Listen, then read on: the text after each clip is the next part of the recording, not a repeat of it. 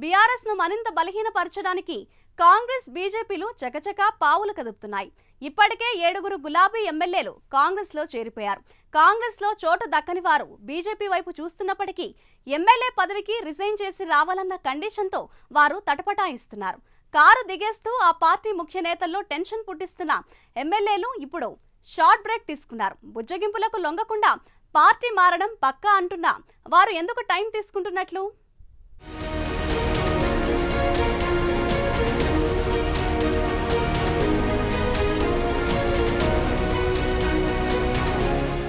తెలంగాణలో బీఆర్ఎస్ పరిస్థితి రోజురోజుకు దిగజారుతోంది. అటు మండలి ఇటు శాసనసభలోనూ ఆ పార్టీ గుర్తుపై గెలిచిన ప్రజాప్రతినిధులు వరుసగా కాంగ్రెస్లో చేరడం గులాబీ బాస్ను తీవ్ర కలవరపాటుకు గురిచేస్తోంది. డ్యామేజ్ కంట్రోల్ చేస్తున్నప్పటికీ ఫలితం మాత్రం రావడం లేదు. పైగా మరికొందరు ఎమ్మెల్యేలు త్వరలోనే బీఆర్ఎస్కు గుడ్ బై చెప్పేందుకు సిద్ధంగా ఉన్నారు. అందుకు సంబంధించి గ్రౌండ్ వర్క్ కూడా జరిగిపోయిందట.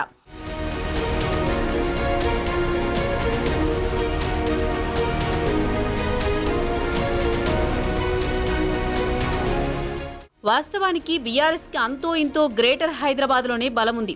మరికొన్ని రోజుల్లో ఆ బలం కూడా ఉండకపోవచ్చన్న అభిప్రాయం వ్యక్తమవుతోంది.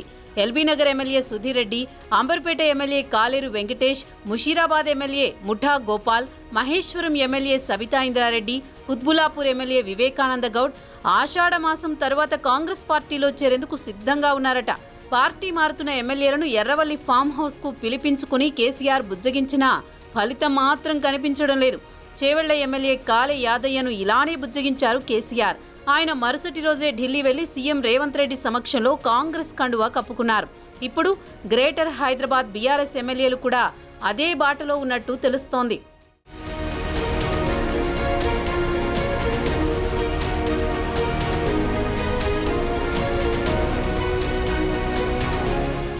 ఇక్కడ మరో ప్రచారం కూడా జరుగుతోంది. ఇటీవల బీఆర్ఎస్ పార్టీకి చెందిన 2 ఎమ్మెల్యేలు ప్రకాష్ గౌడ్, అరికెపూడి గాంధీ, మాజీ MLA Nallamothu Bhaskar Rao AP CM చంద్రబాబును కలిశారు. మర్యాదపూర్వకంగా చంద్రబాబును కలిశామని చెబుతున్నా అసలు కారణం వేరే ఉందట. టీటీడీపీలోకి వెళ్లేందుకు మంతనాలు జరుపుతున్నారని పొలిటికల్ సర్కిల్స్ లో ప్రచారం జరుగుతోంది.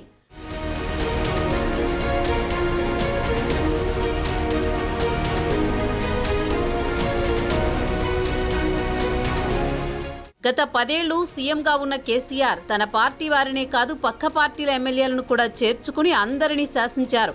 ఆయన మాటను జవదాటే సాహసం ఎవరూ చేసేవారు కాదు. అయితే ఇప్పుడు కేసీఆర్ను ఎమ్మెల్యేలు పట్టించుకోవడం లేదు. ఆయన ఫామ్ హౌస్కు పిలిపించుకుని బుజ్జగింపులు మొదలుపెట్టినప్పటికీ ఇప్పటికే 7 ఎమ్మెల్యేలు కాంగ్రెస్ నీడకు చేరిపోయారు.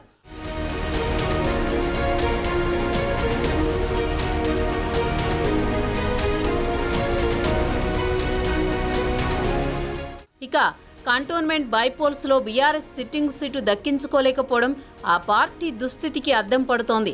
ఇప్పటికే 39 మంది ఎమ్మెల్యేలున్న బీఆర్ఎస్ బలం 31కి తగ్గిపోయింది.